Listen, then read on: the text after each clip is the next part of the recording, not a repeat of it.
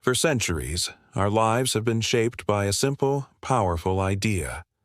Work. It gave us structure. It gave us purpose. It defined who we were, from the farmer in the field to the builder on the skyscraper. But what happens when the machines that once served us no longer need us at all? This is a story about the end of work as we know it. A story not just of progress, but of obsolescence. Every great revolution in human history came with a promise: freedom through efficiency. The steam engine promised to liberate us from manual toil. The assembly line promised abundance for all. The silicon chip promised to connect the world and unlock our collective potential. Yet, with each leap forward, the system's grip on human labor only seemed to tighten, demanding more, faster, better. We built a world around the rhythm of the factory whistle and the office clock. We traded our time for wages, our labor for identity. Now, a new revolution is here, one powered not by steam or steel, but by code and thought itself.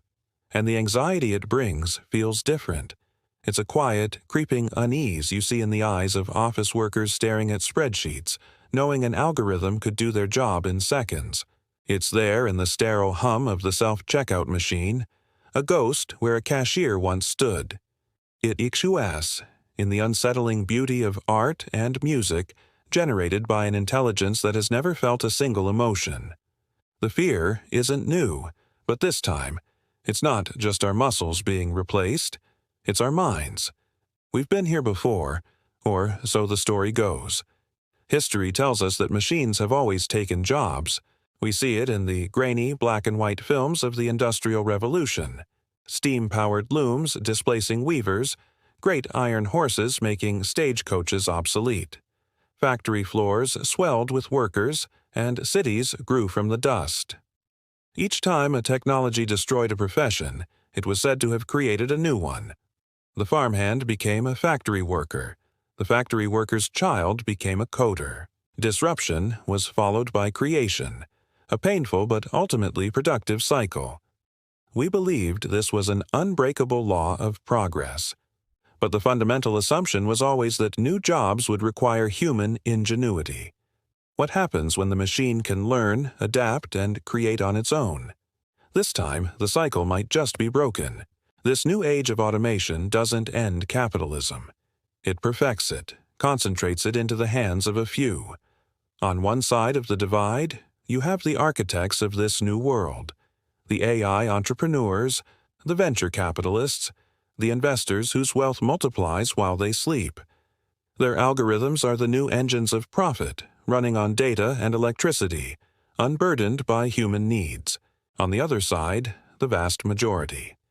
Displaced workers, adrift in a digital sea, scrolling through feeds on devices built by the very system that has cast them aside. The gap isn't just about income anymore, it's a chasm of purpose. For some, the transition will look like a golden age. Look at the gleaming cityscapes of Seoul, Tokyo, and San Francisco, the epicenters of this technological boom. In highly developed economies, AI is already amplifying productivity to unimaginable levels.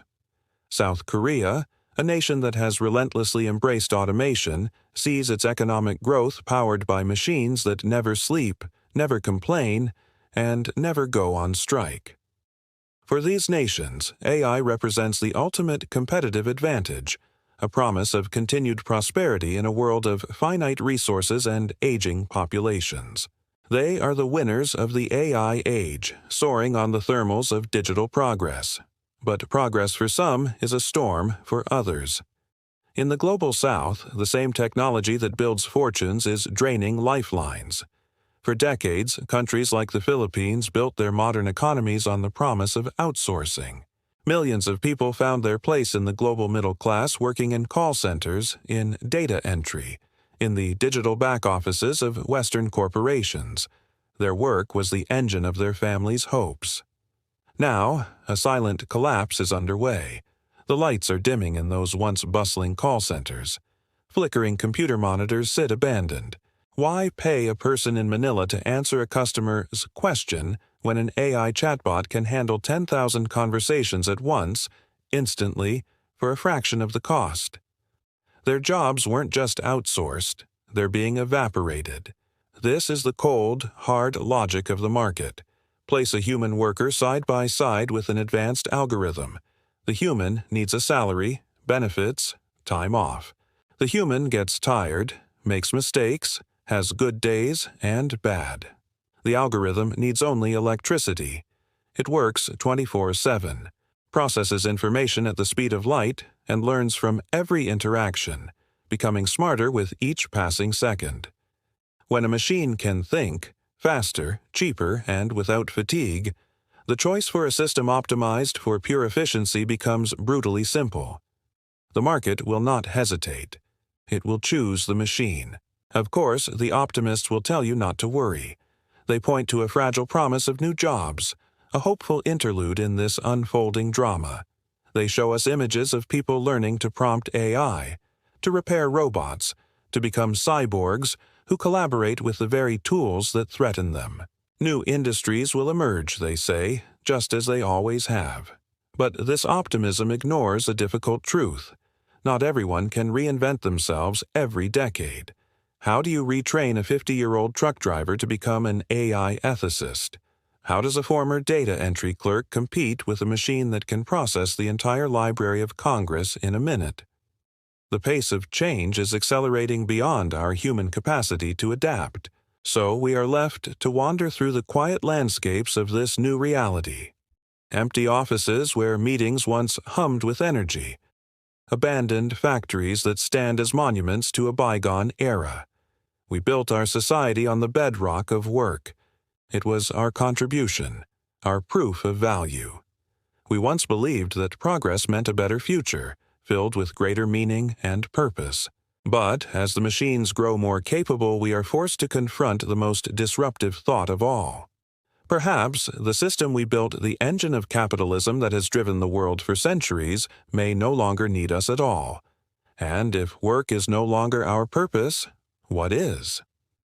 Imagine a world where entire cities hum with quiet efficiency. Drones zip through the sky delivering packages. Self-driving cars glide seamlessly along glowing highways, and AI control centers manage everything from manufacturing to public services. It's a vision many have dreamed of, but it also brings a powerful question to the forefront. For centuries, capitalism built its mighty empire on the backbone of human labor. We worked, we produced, we earned. That was the core exchange. But now, we're seeing an unprecedented shift. Production can run without people. Profits can be generated without a single paycheck changing hands. This isn't just about automation. It's about a fundamental reevaluation of what work means and who benefits. It's a fascinating and, at times, challenging thought experiment. This leads us to perhaps the most profound human question of our time. When survival itself no longer requires us to put in a traditional day's work, what then becomes of our sense of meaning? What fuels our ambition, and where do we find our dignity? Look around.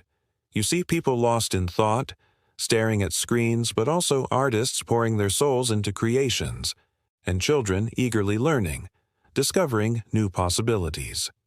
If our worth isn't tied to what we do for a living, then it opens up a whole new landscape for human flourishing, one focused on passion, creativity, and connection. It's about discovering our true purpose beyond the daily grind. This isn't just a localized phenomenon.